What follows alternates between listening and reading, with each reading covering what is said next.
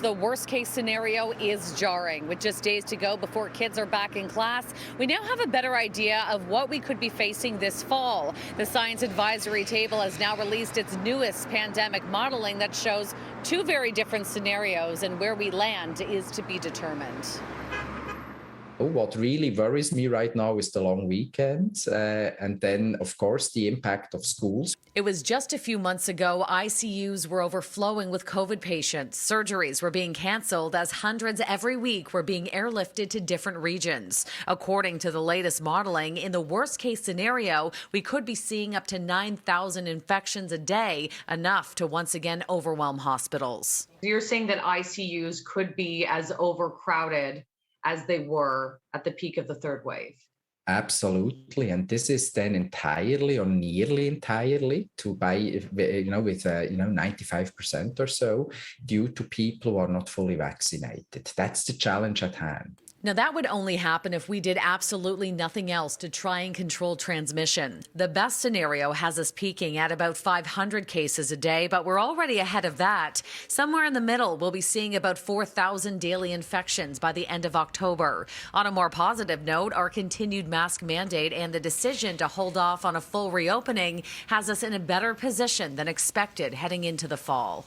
It's relatively clear that the vaccine certificates can help us, but we need to boost vaccination also through the certificates, and we might need a bit more restrictions. And according to the modeling, that boost in vaccinations would have to be significant, upping our rates to more than 85% of the eligible population being fully immunized. Right now, it appears we're plateauing around 76%. Director of the Ontario Science Advisory Table, Dr. Peter Uni, tells me full lockdowns may not be the answer, but be prepared to step back. At step one of the reopening, we looked really good there. And during step two, we still looked okay. We didn't have exponential growth, no.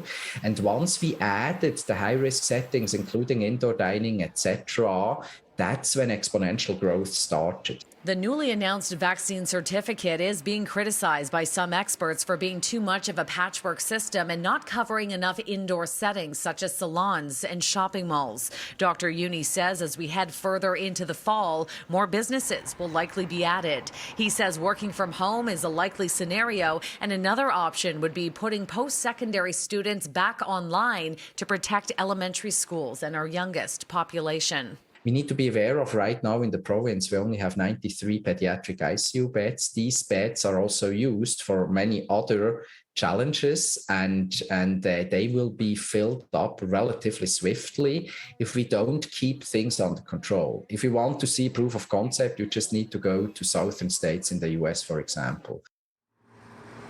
Now, normally this critical information would be presented during a televised news conference with Ontario's Chief Medical Officer of Health and a member of the Ontario Science Advisory Table. Instead, though, it was quietly released online yesterday, shortly after the Premier's announcement on vaccine passports. So we were not able to get the government's take on this or ask any questions about possible restrictions or plans for schools if things get really bad. Instead, the Ministry of Health put out a statement today saying that they are confident that Ontario is trending between the medium and best case scenarios.